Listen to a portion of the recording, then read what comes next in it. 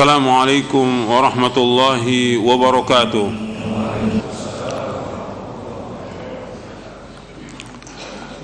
Innal hamdalillah nahmaduhu wa nasta'inuhu wa nastaghfiruh wa na'udzu billahi min shururi anfusina wa min sayyiati a'malina. May yahdihillahu fala mudilla lahu wa may yudlil fala hadiya lahu. Asyhadu an la ilaha illallah wahdahu la syarika lahu wa asyhadu anna Muhammadan abduhu wa rasuluh. Ya ayyuhalladzina amanu taqullaha haqqa tuqatih wa la tamutunna illa wa antum muslimun. Ya ayyuhan nasu taqu rabbakum alladzi khalaqakum min nafsin wahidah wa khalaqa minha zawjaha wa batha minhuma rijalan katsiran wa nisaa'a wattaqullaha alladzi tasaaluna bihi wal arham innallaha kana 'alaikum raqiba. يا أيها الذين آمنوا اتقوا الله وقولوا قولا سديدا يصلح لكم أعمالكم ويغفر لكم ذنوبكم ومن يطع الله ورسوله فقد فاز فوزا عظيما.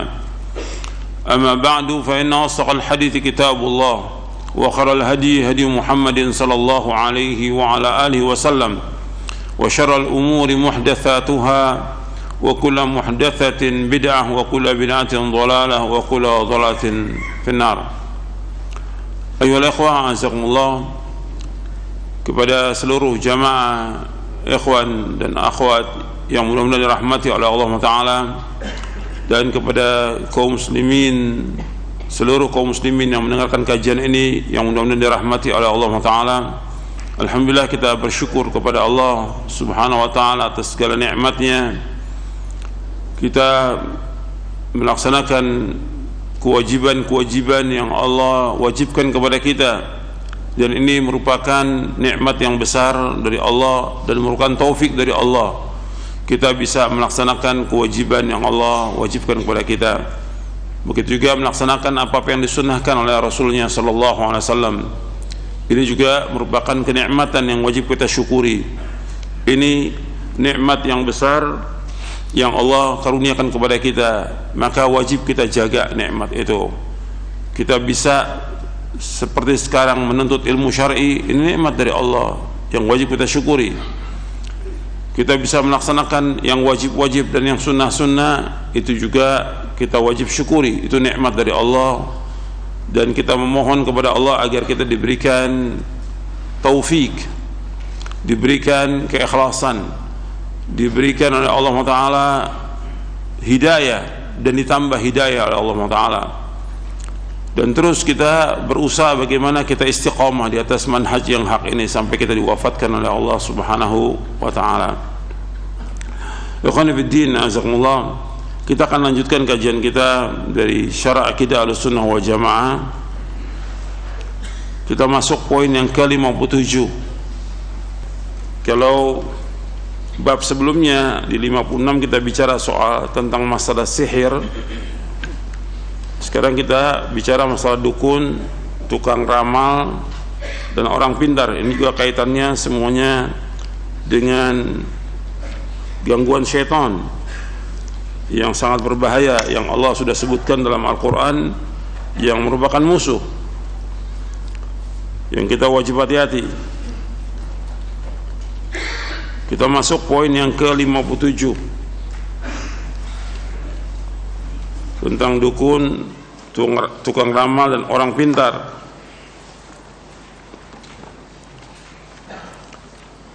Ahlussunnah tidak percaya kepada dukun, tukang ramal, dan orang pintar. Imam At-Tahawi rahimahullah yang wafat tahun 321 Hijriah, beliau mengatakan kita tidak mempercayai ucapan kahin, dukun, maupun arraf, tukang ramal. Demikian juga setiap orang yang mengakui sesuatu yang menyelisih Alkitab dan As-Sunnah serta ijma' kaum muslimin. Disebutkan dalam Aqidah At-Tahawiyah oleh Imam Abu Ja'far At-Tahawi, wala nusaddiqu kahinan wala arrafan wala man yadda'i syai'an yukhaliful kitab was sunnata wa ijma'al ummah. Kata Imam Abu Ja'far At-Tahawi rahimahullah yang wafat tahun 321 Hijriah, dia mengatakan kita tidak percaya ucapan kahin, dukun maupun arraf, tukang ramal. Demikian juga setiap orang yang mengakui sesuatu yang menyelisihi Alkitab dan As-Sunnah serta ijma' kaum muslimin.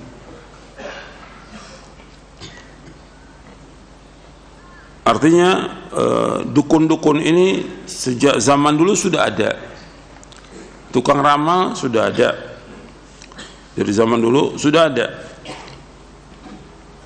Cuma Nabi melarang para sahabat untuk mendatangi mereka. Wala ta'tul kuhan, jangan kalian mendatangi dukun-dukun. Kemudian di antaranya juga disebutkan bahwa terkadang ada yang mereka ucapkan benar, terkadang kata Nabi jangan kalian mendatangi. Nanti saya akan sebutkan hadisnya, bahwa satu kebenaran dicampur dengan 100 kedustaan. Pada asalnya kahin adalah orang yang didatangi oleh syaitan yang mencuri pendengaran di langit, lalu ia memberitahukannya kepada kahin atau dukun. Allah Subhanahu wa taala berfirman dalam surah Asy-Syu'ara di ayat 221 sampai 223, hal unabbi'ukum ala man tanazzalu syayatin tanazzalu ala kulli afakin athim yulquna as-sam'a wa aktsaruhum kadhibun. Maukah aku beritakan kepada kamu kepada siapa setan-setan itu turun? Mereka, setan itu turun kepada setiap pendusta yang banyak berdosa. Mereka menyampaikan hasil pendengaran mereka, sedangkan kebanyakan mereka adalah orang-orang pendusta. Saya akan bacakan dari syarah kitab Tauhid. Di dalam syarah kitab Tauhid dijelaskan bagaimana setan-setan ini mencuri pendengaran di langit yang kemudian disampaikan kepada wali-walinya, wali-wali setan, yaitu tukang sihir, dukun, tukang ramal, ahli nujum, dan juga orang pintar.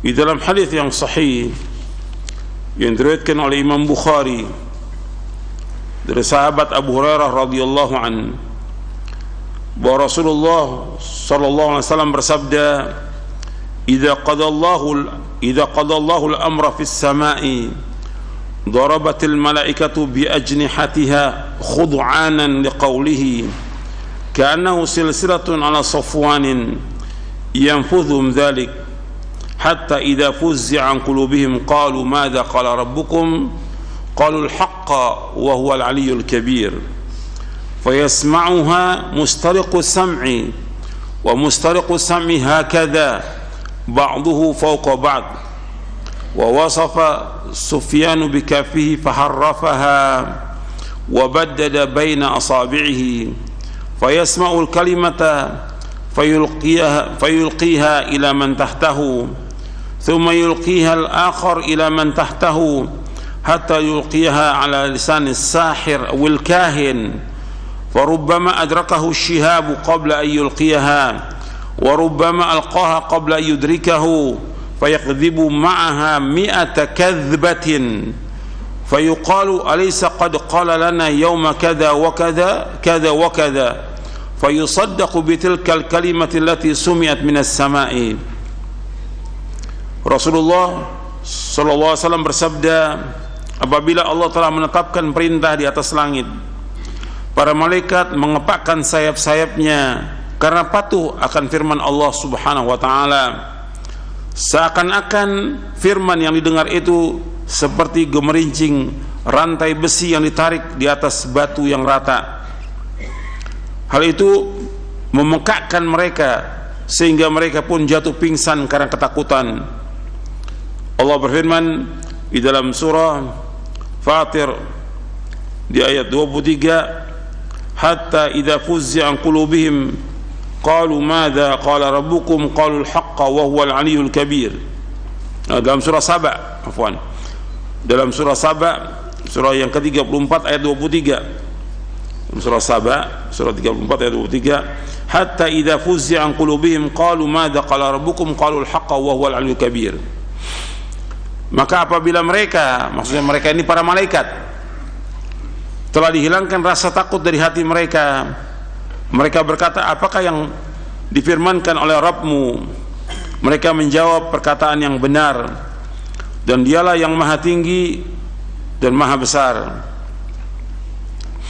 Ketika itu setan-setan penyadap berita, yaitu penyadap berita wahyu, mendengarnya, yakni firman Allah tersebut. Keadaan penyadap berita itu adalah seperti ini. Sebagian mereka di atas sebagian yang lain, digambarkan oleh Sufyan dengan telapak tangannya. Artinya mereka menumpuk itu sampai ke langit. Mereka mendengar pendengaran di langit, kemudian disampaikan kepada bawahnya. Jadi Sufyan itu merenggangkan tangannya, dibuka jari jemarinya. Artinya begini, menumpuk itu. Maka ketika penyadap berita yang di atas mendengar kalimat atau firman Allah itu, disampaikan kepada yang di bawahnya, kemudian disampaikan lagi kepada apa yang kepada yang di bawahnya, dan demikian seterusnya hingga disampaikan ke mulut tukang sihir atau tukang ramal. Tetapi kadangkala setan penyadap berita itu terkena syihab, maksudnya bintang api, sebelum sempat menyampaikan kalimat atau firman tersebut, dan kadang-kadang sudah sempat menyampaikannya sebelum terkena syihab, maksudnya bintang api. Allah jadikan bintang itu sebagai hiasan di langit, sebagai petunjuk arah, dan yang ketiga rujuman lisyayatin, sebagai pelempar setan. Jadi bintang itu Allah jadikan untuk tiga hal. Yang pertama yaitu untuk hiasan di langit. Wa zayyana as-samaa'a dunya bimasabiha wa ja'alnaha rujuman lisyayatin. Yang kedua sebagai petunjuk arah, yang ketiga sebagai pelempar setan. Lalu dengan satu kalimat itu yang dengarnya itu, tukang sihir atau tukang ramal melakukan 100 macam kebohongan. Ini kata Rasulullah SAW, jadi satu kebenaran dicampur dengan 100 kebohongan. Mereka yang mendatangi tukang sihir atau tukang ramal mengatakan, bukankah dia telah memberitahu kita bahwa pada hari ini akan terjadi begini, pada hari itu akan terjadi begitu, sehingga dipercayalah tukang sihir dan tukang ramal tersebut karena satu kalimat yang telah didengar dari langit. Hadis ini sahih, diriwayatkan oleh Imam Bukhari. Dalam riwayat yang lain yang diriwayatkan juga oleh Imam Bukhari, Nabi bersabda SAW, dan ini riwayat, kalau ini dari riwayat yang tadi saya bacakan dari riwayat sahabat Abu Hurairah, ada riwayat yang lain dari sahabat Aisyah radhiyallahu anha wa ardhaha. Rasulullah SAW bersabda, tilkal kalimatu minal haqqi yakhtafuha al-jinniyu fayuqarqiruha fi uduni waliyihi kaqarqaratid dajaja fayakhlituna fihi akthara min 100 kadhbah, akhrajahul Bukhari. Itulah kalimat yang benar yang disambar oleh jin, kemudian mereka patukkan di telinga walinya seperti ayam mematuk. Lantas mereka mencampur dari kalimat yang benar itu dengan lebih dari 100 kedustaan. Di sini sahih dari Bukhari, dibawakan oleh Imam Bukhari di kitab Tauhid, di akhir-akhir dari kitab Tauhid.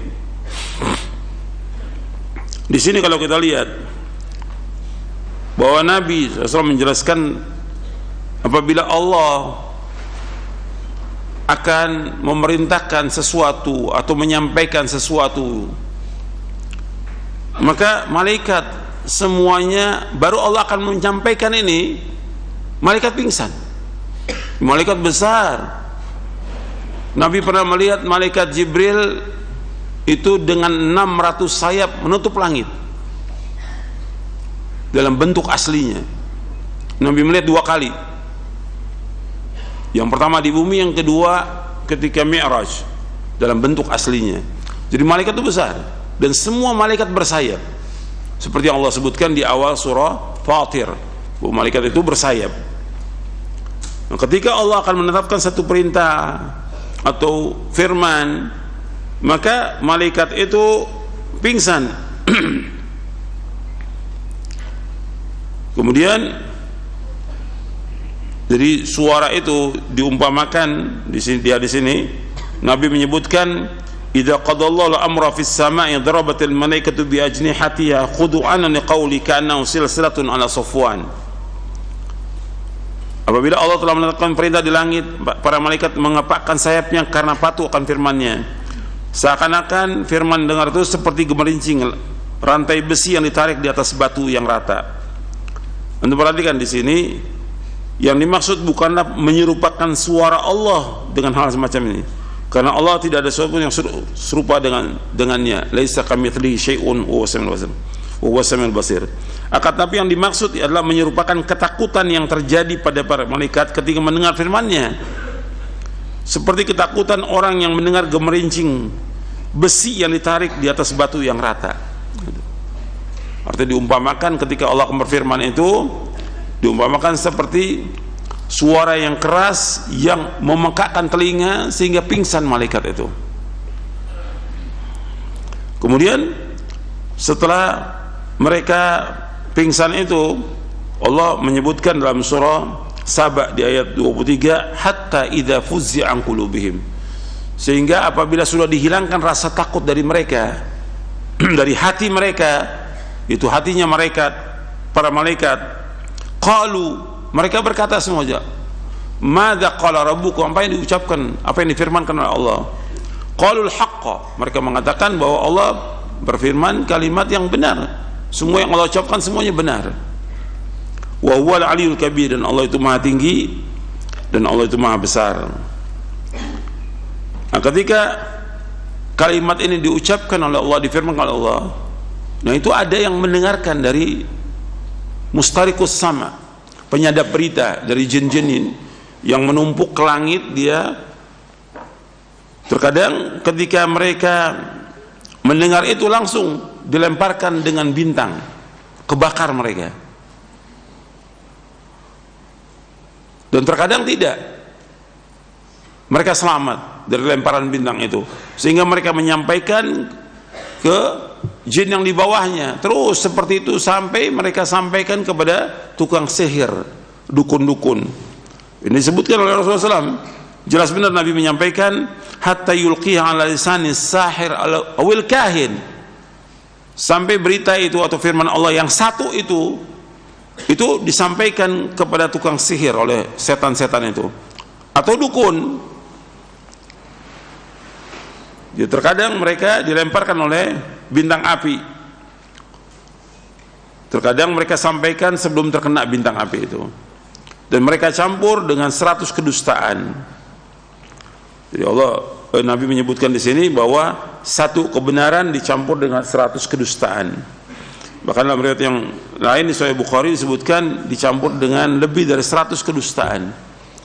Jadi semua yang namanya tukang sihir, dukun-dukun, tukang ramal, semuanya pembohong. Semuanya pembohong, tidak boleh dipercaya.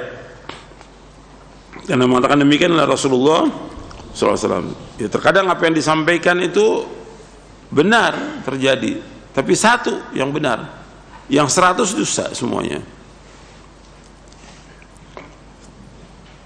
Faedah dari hadis ini saya sebutkan, nanti antum lihat di syarah kitab Tauhid. Ini bantahan terhadap kaum musyrikin yang menyembah para malaikat, yang menyembah para nabi dan orang-orang saleh.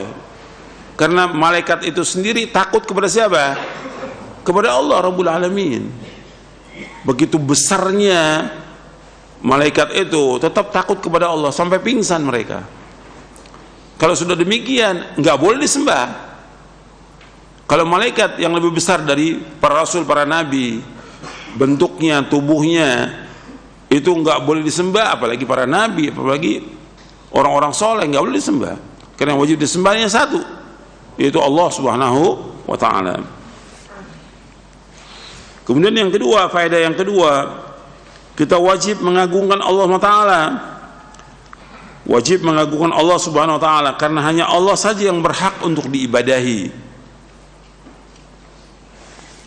Nanti antum bisa lihat di syarah kitab Tauhid di bab yang ke-16 tentang keadaan para malaikat sebagai makhluk Allah yang paling perkasa, dan juga rasa takut mereka ketika wahyu turun dari Allah Azza wa Jalla.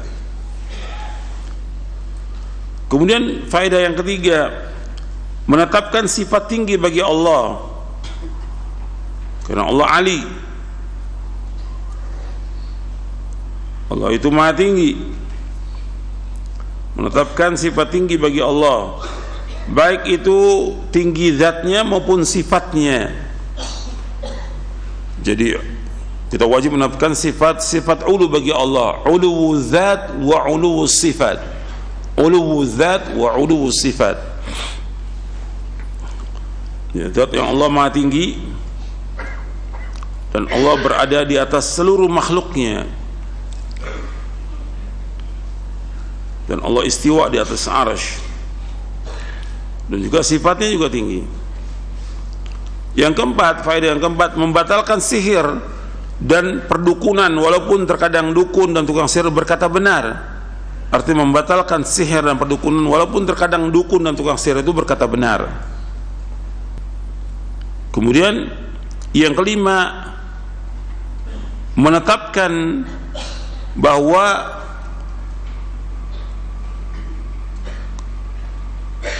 tukang sihir dan dukun itu adalah pendusta. Menetapkan bahwa tukang sihir dan dukun itu pendusta. Jadi yang dominan yang ada pada mereka kedustaan. Kemudian yang keenam, bahwa jiwa manusia itu sangat mudah menerima kebatilan dan kedustaan. Jiwa manusia sangat mudah menerima kebatilan dan kedustaan.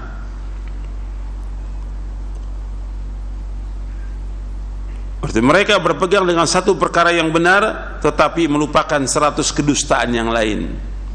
Jadi mereka berpegang dengan satu perkara yang benar tetapi melupakan 100 kedustaan yang lain. Jadi umumnya manusia itu lebih gampang menerima kebatilan, kedustaan. Kalau ada berita-berita yang bohong, cepat itu nyebarnya. Karena mereka paling gampang itu menerima kebohongan gitu. Dan kadang-kadang dibawakan kebenaran sulit untuk diterima oleh mereka, karena hatinya mereka sudah dihalangi oleh hawa nafsu dan juga godaan syaitan. Kemudian yang ketujuh, bahwa sumber ilmu sihir dan perdukunan dari setan. Sumber ilmu sihir dan perdukunan adalah dari setan. Yang kedelapan, Allah kadang memberikan kemampuan kepada setan. Allah kadang memberikan kemampuan kepada setan agar bisa mendengar berita langit. Jadi Allah kadang memberikan kemampuan kepada setan agar bisa mendengar berita langit, sehingga akhirnya ada orang-orang yang terkecoh perkataan dukun dan menjadi sesat. Sehingga akhirnya ada orang-orang yang terkecoh perkataan dukun dan menjadi sesat. Hal inilah sebagai ujian dari Allah Subhanahu wa ta'ala.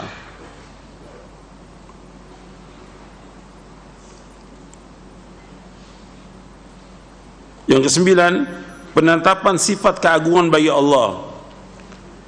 Kalau tadi yang ketiga, penetapan sifat tinggi bagi Allah. Yang kesembilan, penetapan sifat keagungan bagi Allah, karena Allah menyebutkan wa huwal aliyul kabir. Allah menyebutkan dirinya, zatnya, wa huwal aliyul kabir. Allah itu maha tinggi dan Allah itu maha besar dan Allah itu maha agung.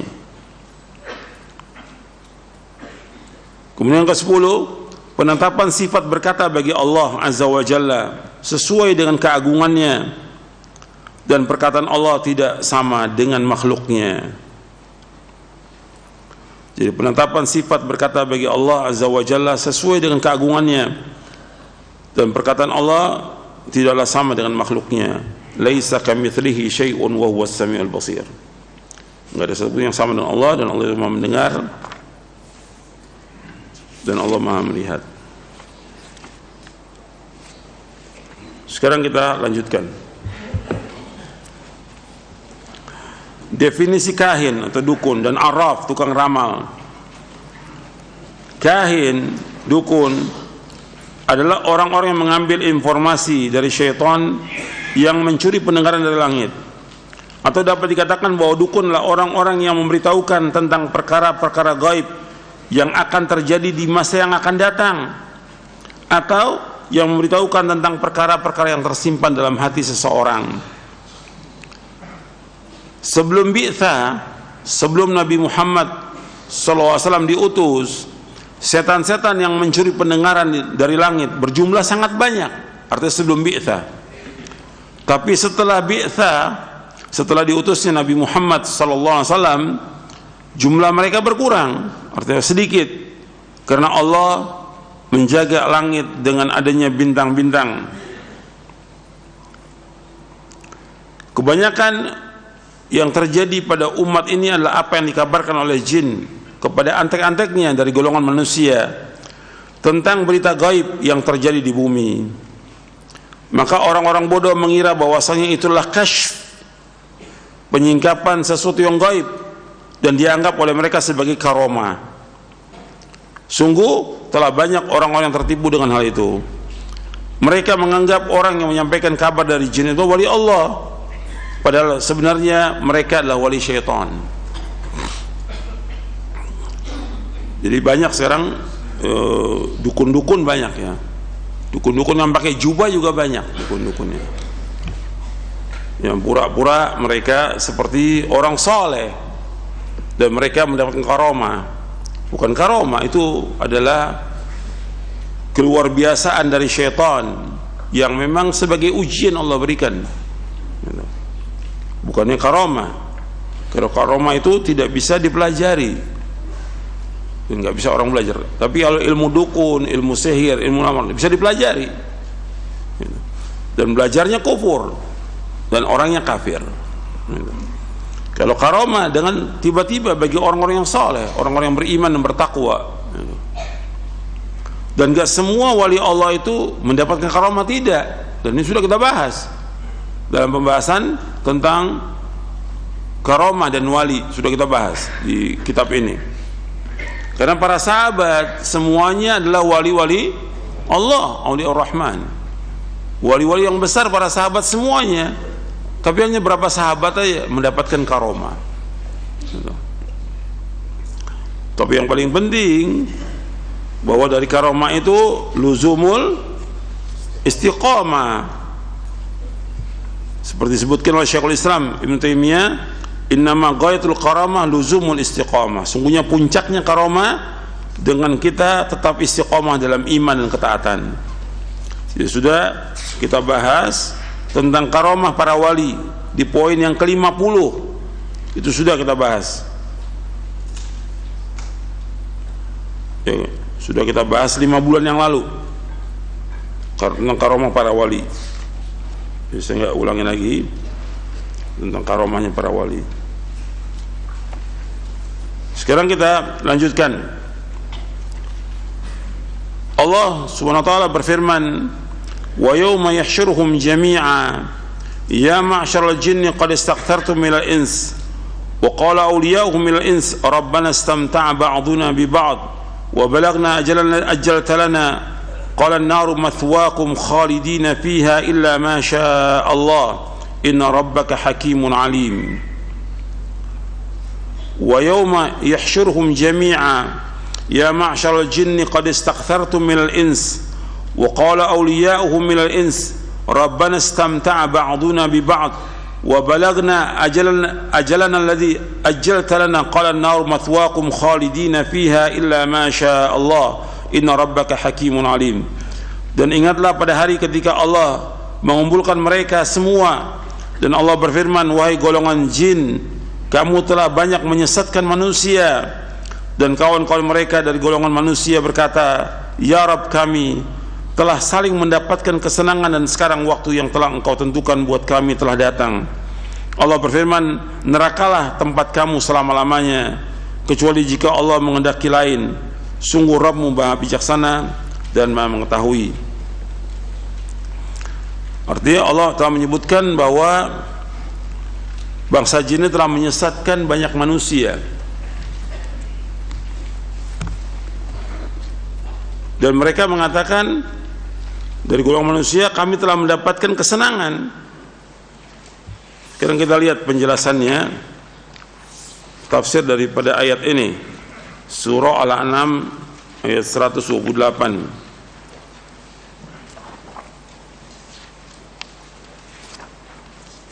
Dijelaskan oleh Al-Imam Ibn Qayyim di dalam kitabnya Ighathatul Lahafan di juz yang kedua.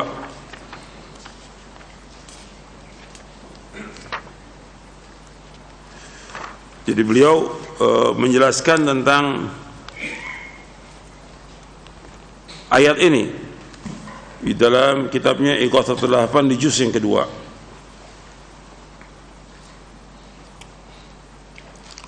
Dikatakan oleh Ibnu Abbas, Mujahid, Hasan al-Basri dan lainnya, kalimat qad istakthartum minal ins, kalian telah banyak menyesatkan manusia, ay adlaltum minhum katsira. Jadi kata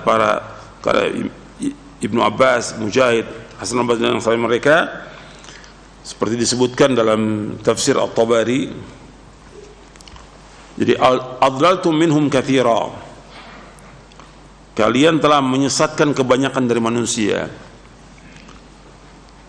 Kemudian sekarang manusianya berkata, Rabbana istamta'a ba'duna bi ba'd. Manusia berkata, wahai Rabb kami telah mendapatkan kesenangan. Artinya mereka mendapatkan kesenangan. Dijelaskan oleh Al-Imam Ibn Qayyim, ya'nuna istimta'a kulli naw'in bi naw'il akhar, fastimta'ul jin bil ins ta'atuhum lahum fima ya'murunahum bihi min al-kufri wal fusuq wal isyan, fa inna hadha aktharu agradil jin min al-ins, fa idza ata'uhum fi faqad a'tawhum munahum. Wastimta'ul insi bil jin annahum a'anuhum ala ma'siyati Allah ta'ala wa syirki bihi bi kulli ma yaqdiruna alaihi min at-tahsin wa tazyin wa du'a wa qada'i katsiri min hawaijihim wa istikhdamihim bis sihr wal azaim wa ghairiha. Dijelaskan oleh Al-Imam Ibn Qayyim rahimahullah dalam kitabnya Ighathatul Lahafan min Masaidi Syaitan di juz yang kedua. Kata beliau, wahai Rabb kami sebagian kami telah mendapatkan kesenangan antara jin dengan manusia. Apa kesenangan mereka? Yaitu kesenangan yang satu dengan yang lainnya. Kesenangan jin dengan manusia yaitu taatnya manusia kepada jin dari apa yang diperintahkan oleh jin. Apa yang diperintahkan? Itu berbuat kekufuran, berbuat kefasikan, berbuat kedurhakaan. Karena kebanyakan tujuan dari jin, dari manusia adalah itu. Apabila mereka mentaatinya, mereka akan berikan apa cita-cita mereka itu. Apa yang mereka inginkan diberikan.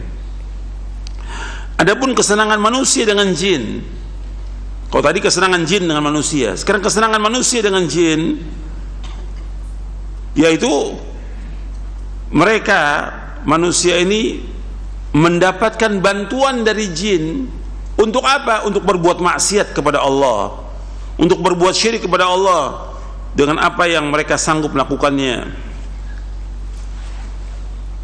itu dengan menganggap baik segala sesuatu atau menghiasinya atau mengajaknya atau memenuhi kebanyakan dari hajat mereka, yaitu mereka menggunakan sihir dan juga jimat-jimat dan yang lainnya.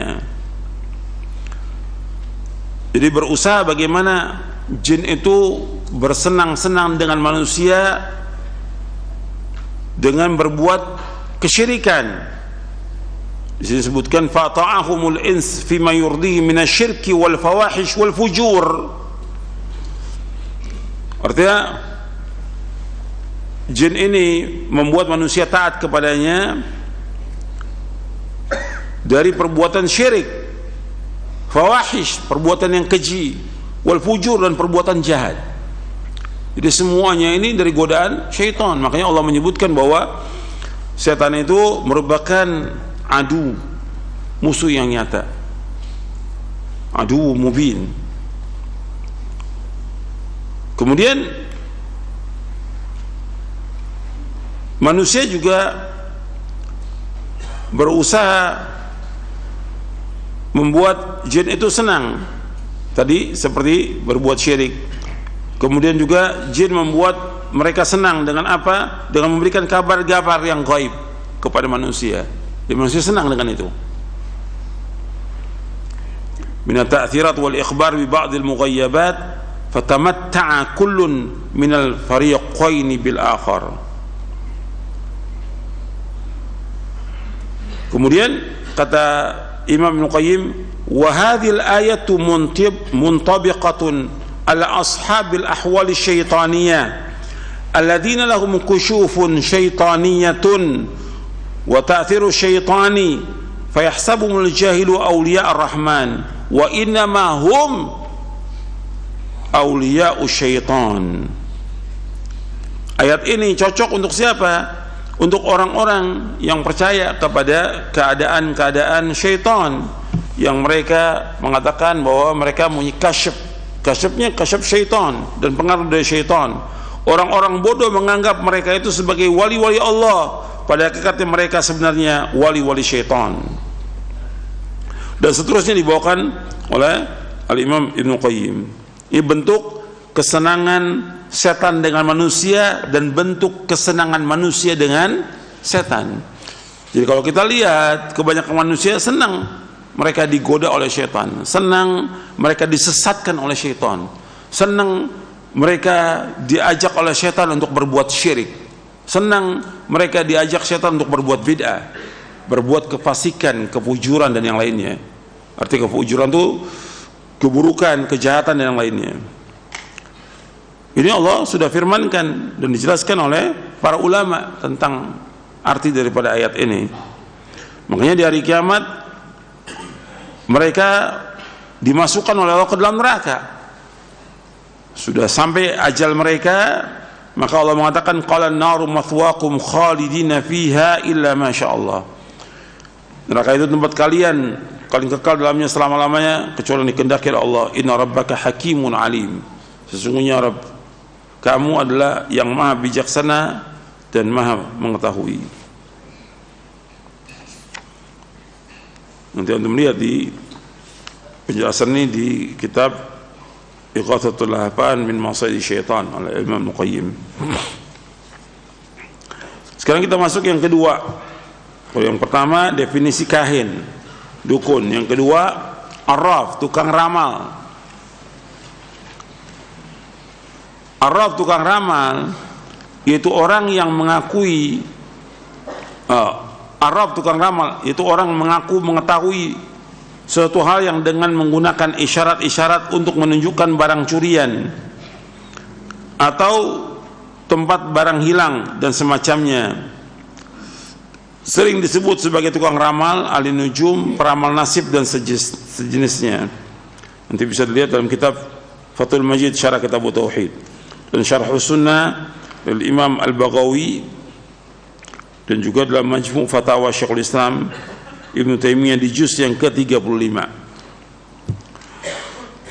Telah diriwayatkan oleh Imam Muslim. Jadi hampir sama. Arraf, dukun hampir sama. Dia mengabarkan tentang masa akan datang yang gaib, atau mengabarkan tentang barang hilang atau yang lainnya, atau tentang nasib dia kabarkan. Ini semua kedustaan, ini semuanya kebohongan. Telah diriwayatkan oleh Imam Muslim dan Imam Ahmad dari Safiyah binti Abi Ubaid, dari salah seorang istri Nabi SAW, bahwasanya beliau SAW bersabda, man ata arrafan fasalan syai'in lam tuqbalau salatun arba'ina laila. Barang siapa yang mendatangi seorang peramal, orang pintar, lalu bertanya kepadanya tentang sesuatu, maka salatnya tidak akan diterima selama 40 malam. Jadi orang yang mendatangi dukun, tukang ramal, orang pintar, tidak akan diterima salatnya selama 40 malam. Ini hadis sahih riwayat Muslim dan juga diriwayatkan oleh Imam Ahmad. Jadi orang yang mendatangi dukun, tukang ramal, orang pintar dan menanyakan tentang sesuatu, maka sholatnya tidak akan diterima selama 40 malam. Artinya kewajiban sholat, wajib dia sholat, tapi sholatnya tidak diterima sebagai hukuman bagi dia atas perbuatan dosanya. Dari sahabat Abu Hurairah radhiyallahu an, Rasulullah SAW bersabda, man ata arrafan aw kahinan fasaddaqa bima yaqul faqad kafara bima unzila ala Muhammadin sallallahu alaihi wa ala alihi wasallam. Barang siapa yang mendatangi seorang peramal, orang pintar atau dukun, kemudian membenarkan apa yang dikatakan, maka orang itu telah kafir dengan apa yang diturunkan kepada Nabi Muhammad sallallahu alaihi wa alihi wasallam. Artinya disebutkan di sini dia telah kafir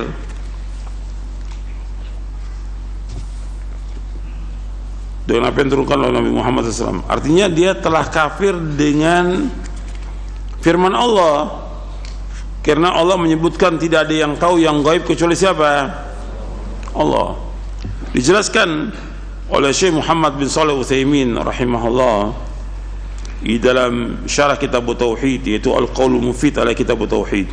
Kata Syekh Muhammad bin Shalih Utsaimin rahimahullah ta'ala tentang faqad kafara bima unzila ala Muhammadin, dia telah kafir dengan apa yang diturunkan oleh Nabi Muhammad SAW. Ini kenapa dikatakan dia kafir? Karena di antara yang diturunkan kepada Nabi Muhammad SAW adalah firman Allah Ta'ala dalam surah An-Naml di ayat 65. Allah berfirman, qul la ya'lamu man fis samawati wal ardil ghaiba illallah wa ma yash'uruna ayyana yub'atsun. Katakanlah Muhammad, tidak ada sesuatu pun di langit dan di bumi yang mengetahui perkara yang gaib kecuali hanya Allah, dan mereka tidak mengetahui kapan mereka akan dibangkitkan. Surah An-Naml ayat 65. Maka orang yang membenarkan, kata Syekh Utsaimin rahimahullah, maka orang yang membenarkan dukun dalam masalah ilmu tentang perkara yang gaib, padahal dia tahu bahwa tidak ada yang mengetahui hal yang gaib kecuali Allah, maka dia yang membenarkan dukun tersebut kafir dengan kekufuran yang besar yang mengeluarkan dia dari agama Islam. Adapun kalau dia, maksudnya yang datang itu, yang membenarkan dukun tersebut tidak tahu dan tidak meyakini bahwa Al-Quran ada kedustaan di dalamnya, artinya dia tidak tahu tentang firman Allah itu, maka kekufurannya adalah kufrun duna kufrin, kufur kecil yang tidak mengeluarkan dari Islam. Di dalam Al-Qaul Mufid ala kitab Tauhid di juz yang pertama. Jadi Syekh Utsaimin rahimahullah menyebutkan bahwa kalau dia membenarkan dukun-dukun itu yang dia sudah tahu bahwa nggak ada yang tahu yang gaib kecuali Allah, tapi dia benarkan juga dukun ini, maka dia kafir, keluar dari agama Islam. Karena dukun-dukun itu sendiri sudah kafir. Dukun-dukun, tukang ramal itu sudah kafir. Maka yang datang juga bisa jadi kafir. Kalau tukang sihir sudah jelas itu kafir, sudah kita bahas.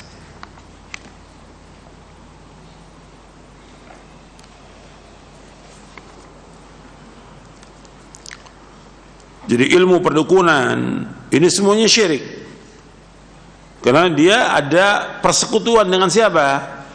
Dengan setan. Ada persekutuan dengan setan, dan setan mengabarkan seperti yang disebutkan oleh Nabi SAW, bahwa ucapan yang benar dari Allah itu disampaikan kepada tukang sihir dan dukun gitu.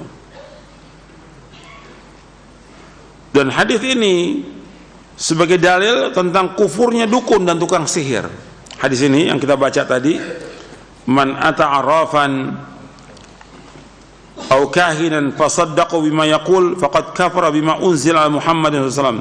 Barang siapa yang mendatangi seorang peramal, orang pintar atau dukun kemudian membenarkan apa yang dikatakan, maka orang itu telah kafir dengan apa yang diturunkan kepada Nabi Muhammad sallallahu alaihi wasallam. Hadis ini sahih, riwayat Imam Ahmad, Baihaqi dalam sunannya, dan juga Al-Hakim dalam kitabnya Al-Mustadrak, dan disahihkan oleh Al-Hakim dan disetujui oleh Imam Az-Zahabi. Jadi hadis ini berisi dalil atas kufurnya dukun dan tukang sihir, karena mereka mengklaim mengetahui perkara yang gaib. Kadang nggak ada tahu yang gaib kecuali hanya Allah. Dan Syekh Utsaimin juga menyebutkan dalam Majmu' Fatawanya, Majmu' Fatawa Syekh Utsaimin, beliau menyebutkan barang siapa yang membenarkan atau mempercayai yang gaib, bahwa dia mengetahui yang gaib, maka dia kafir dari agama Islam ini. Artinya keluar dari agama Islam dia. Kemudian faedah yang lain lagi dari hadis ini, jadi faedah yang pertama, bahwa al-kahana, arraf itu syirik, karena di sana ada persekutuan dengan setan dalam masalah ilmu gaib. Faedah yang kedua, hadis ini berisi dalil atas kufurnya dukun dan tukang sihir, karena mereka mendakwakan dirinya mengetahui perkara yang gaib, sedangkan Allah menyebutkan bahwa tidak ada yang tahu yang gaib kecuali hanya Allah dalam surah An-Naml ayat 65. Jadi antum harus tahu dalilnya, harus tahu, catat itu dalilnya, harus tahu. Qul la ya'lamu man fis samawati wal ardi ghaiba illa Allah wa ma yash'uruna ayyana yub'atsun. Katakanlah tidak ada yang tahu yang gaib di langit dan bumi kecuali Allah, dan mereka tidak tahu kapan mereka dibangkitkan. Yang ketiga, faedah yang ketiga, wajibnya mendustakan para dukun, tukang sihir, tukang ramal, dan ahli nujum. Wajibnya mendustakan para dukun, tukang sihir, tukang ramal, dan ahli nujum. Kemudian yang keempat, faedah yang keempat, haramnya mendatangi, bertanya, apalagi membenarkan dukun, paranormal, dan orang pintar. Haramnya mendatangi, bertanya, apalagi membenarkan dukun, paranormal, dan orang pintar. Itu haram. Mendatangi tidak boleh, bertanya nggak boleh, apalagi membenarkan.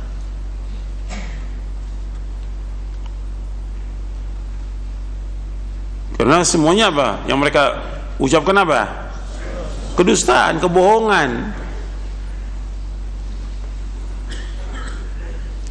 Artinya tukang sihir, dukun, tukang ramal, itu semuanya apa? Semuanya bohong. Yang keempat, yang kelima, orang yang meyakini kebenaran dukun, orang yang meyakini kebenaran dukun dan paranormal, maka dia kafir. Orang yang meyakini kebenaran dukun dan paranormal, maka dia kafir dengan perincian yang sudah disebutkan. Artinya rinciannya tadi sudah saya sebutkan, yang dibawakan oleh Syekh Utsaimin rahimahullah. Yang keenam, jangan tertipu dengan tepatnya perkataan dukun dan paranormal pada sebagian perkara. Jangan tertipu dengan tepatnya perkataan dukun dan paranormal pada sebagian perkara. Jadi terkadang memang ada perkataan dia benar, tapi dicampur dengan 100 kedustaan.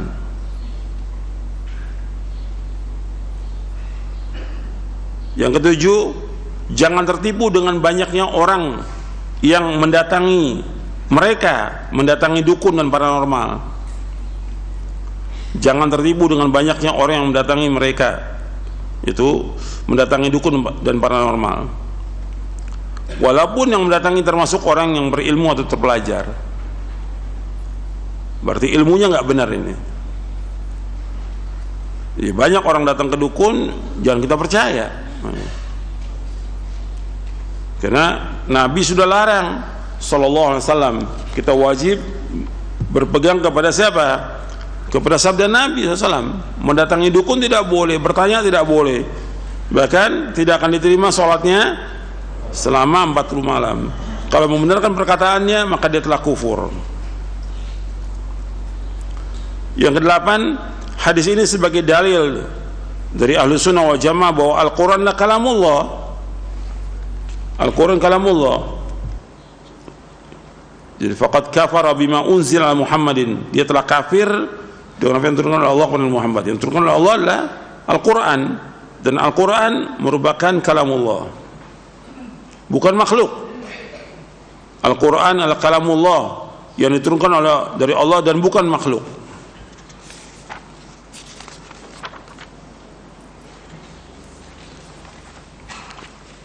Sekarang kita lanjutkan.